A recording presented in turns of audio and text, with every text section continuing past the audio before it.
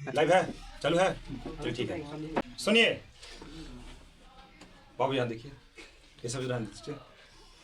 बिंदु आवेश के कारण विद्युत क्षेत्र या कूलम का नियम, ठीक है। आप लोग जैसे मैं आप लोग को शुरू में बताया था ना, पहला चैप्टर में क्या बताए थे, कूलम का नियम F is equal to 1/4πε0 Q1 Q2 बटे। तो ये जो आपको बताए थे, आज हम इसको गॉस की मेथड से प्रूफ करेंगे, ठीक है। यही चीज प्रूफ करेंगे लेकिन गॉस की मेथड से, ठीक है। गॉस देखिए, बिंदु आवेश के कारण विद्युत क्षेत्र अथवा कूलम का नियम, ठीक है। कूलम का नियम आप लोग पढ़े होंगे, दो आवेशों के बीच लगने वाला बल उनके गुणनफल के समानुपाती होता है और उनके बीच की दूरी के वर्ग के। चलिए बहुत अच्छा, ठीक है। तो जैसे में देखिए थोड़ा सा देखिए,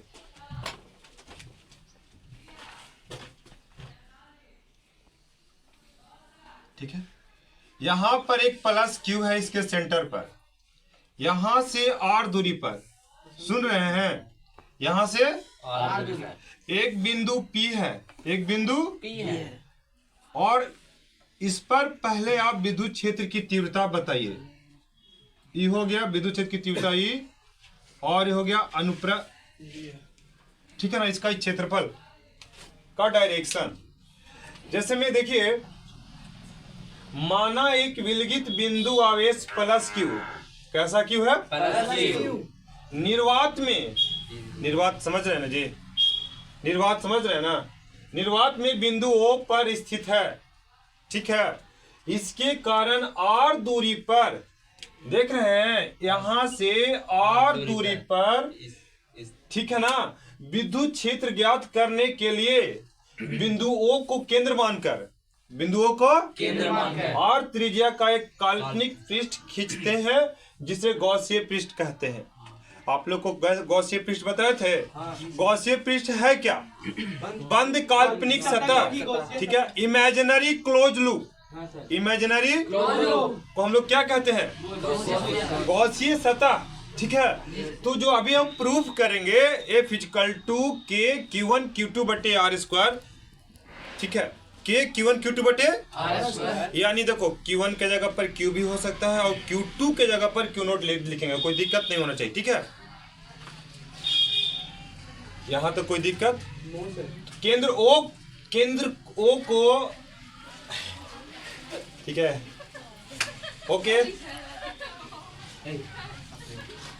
O को केंद्र मानकर R त्रिज्या का एक क्या खींचते हैं, वृत्त खींचते हैं, जिसे हम क्या कहते हैं, गॉसीय पृष्ठ।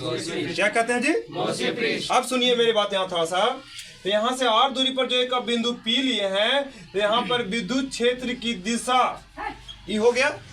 यहाँ पर जब छोटा सा क्षेत्रफल डीए लिए हैं, यानी स्मॉल एरिया, सुन रहे हैं, तो आपको बताए थे कि क्षेत्रफल का डायरेक्शन सतह के लंबवत होता है, राइट, बताया था ना। मान लीजिए कि देखिए कॉपी आपका है, तो इसका एरिया है, इस क्षेत्रफल है, तो इस क्षेत्रफल का डायरेक्शन कहाँ होगा, ऊपर होगा। अगर आप इसको ऐसे कर दें तो क्षेत्रफल का डायरेक्शन कहाँ होगा, कोई दिक्कत, यानी क्षेत्रफल का डायरेक्शन सतह के लंबवत, यानी परपेंडिकुलर टू द सरफेस, ठीक है, वही उसका डायरेक्शन। तो मान लीजिए कि आप यहाँ पर एक अनुप्रस्थ काट का, अनुप्रस्थ में छोटा क्षेत्रफल लिए हैं, यहाँ पर एक स्पर्श लाइन खींच दीजिए, यहाँ देख रहा है स्पर्श लाइन खींच दीजिए, तो यही ना इसका नॉर्मल दिख रहा है जी, कोई दिक्कत है। तो देखिए अब यहां से हम चलते हैं, देखिएगा सॉल्यूशन में, यहां पर E तथा DA, E तथा DA दोनों एक ही दिशा में है, दोनों एक ही दिशा में है, एक ही दिशा में है। कोई डाउट है क्या? यदि कहीं कोई दिक्कत है तो पूछिए। ए बाबू ई और डी ए दोनों क्या ची में है? एक ही दिशा में है। तो थीटा कितना होगा? 0 डिग्री होगा। Very good. थीटा कितना होगा? 0 डिग्री। अतः theta is equal to 0 degree. चलिए जी, इसको मैं बंद कर देता हूँ। यहां तक किसी को प्रॉब्लम नहीं ना? चलिए अब क्या करना है, आप पढ़े हैं ना जी, e dot d a vector में है। हाँ सर। तो जब वेक्टर हटेगा तो क्या आएगा? E D A cos theta. और थीटा का कितना है? 0 डिग्री। Very good. तो अब जब 0 का मान बैठाएंगे तो cos 0 1 होता है कि 0 होता है? 1 होता है। बहुत अच्छा, cos 0 1 होता है। तो आपको देखिए, सॉरी ए छूट गया था मेरा, cos 0 यानी सिर्फ हो जाएगा ई डी ए। दिख रहा है आप लोग को? Yes sir. कोई दिक्कत है क्या? No sir. चलिए, यहां तक कोई दिक्कत? सुनिए, ये तो आपका हो गया छोटा सा क्षेत्रफल के लिए। किसका के लिए हो गया? छोटा सा क्षेत्रफल के लिए। अब ये संपूर्ण क्षेत्रफल, क्या? संपूर्ण क्षेत्रफल। देखिए, संपूर्ण क्षेत्रफल, तो संपूर्ण क्षेत्रफल की जब आप बात करेंगे तो संपूर्ण क्षेत्रफल में ऐसे हो जाएगा, D A is equal to 4 pi R square. 4 pi R square कहा हुआ क्योंकि यह गोला बन गया, और गोला का क्षेत्रफल कितना होता है? और ई क्या है? ई है छोटे छोटे क्षेत्रफलों का जोड़। छोटे छोटे क्षेत्रफलों का ई क्या है? जोड़। कोई दिक्कत है? नहीं सर। और जो विद्युत क्षेत्र की तीव्रता ई है, सतह के प्रत्येक बिंदु पर कांस्टेंट रहेगा, नियत रहेगा, न कहीं घटेगा न कहीं बढ़ेगा। कोई दिक्कत? लेकिन आप छोटे छोटे क्षेत्रफलों को जोड़ते जाएंगे तो वो एक बड़ा क्षेत्रफल होता जाएगा। फाइनली जब एक पूरा आप कंप्लीट कर लोगे तो एक गोला बन जाएगा, और संपूर्ण क्षेत्रफल में गोला का क्षेत्रफल आ जाएगा। Yes sir. कोई दिक्कत? समझ में आ रहा है? Yes sir. आगे चले। चलिए, हो गया ना? अब आइए देखिए, हम जानते हैं गॉस की प्रमेय से, गॉस की प्रमेय से पढ़े ना बाबू? Yes sir. देखो थोड़ा सा इसको कुछ ऊपर लिखते हैं। ऐसे आ जाइए आप यहाँ पर, ऐसे D A is equal to 4 pi R square. Gauss की प्रमेय से फाई ई बराबर क्यू बाई एप्सिलॉन। क्यू बटा एप्सिलॉन। बहुत अच्छा, यानी पढ़ाए हैं, ध्यान में रखे हैं ना? ध्यान में नहीं रखिए गा तो गड़बड़ा जाइएगा। ठीक है, आइए तो देखो बाबू, कहाँ थे हम लोग? ठीक है, आप लोग इसको उतारेंगे क्या? बोलिए तो। Yes sir. उतारेंगे कुछ? देखिए यहाँ पर एक चीज थोड़ा छोटा था, पाई बराबर ई डॉट डी ए। इसको आप इक्वेशन 1 मान लीजिए, और इसको इक्वेशन क्या मान लीजिएगा? 2। दोनों का एलएचएस क्या है? सेम है। बराबर है। हाँ। तो आरएचएस क्या होगा? बराबर। तो आप लिख देंगे समीकरण फर्स्ट और सेकंड से। कोई दिक्कत? समीकरण फर्स्ट और तो दोनों का एलएचएस बराबर है, तो आरएचएस भी क्या होगा? बराबर। तो चलिए लिख दीजिए ई। सुनिए, डीए की जगह पर कितना रखेंगे आप? 4 पाई आर स्क्वायर। हाँ, तो ध्यान रखिएगा, 4 पाई इक्वल टू क्यू बटा कितना हो गया? एप्सिलॉन। हो गया ना? Yes sir. चलिए देखिए, तो ई के साथ में कर रहा मल्टीप्लाई, इधर क्या करेगा?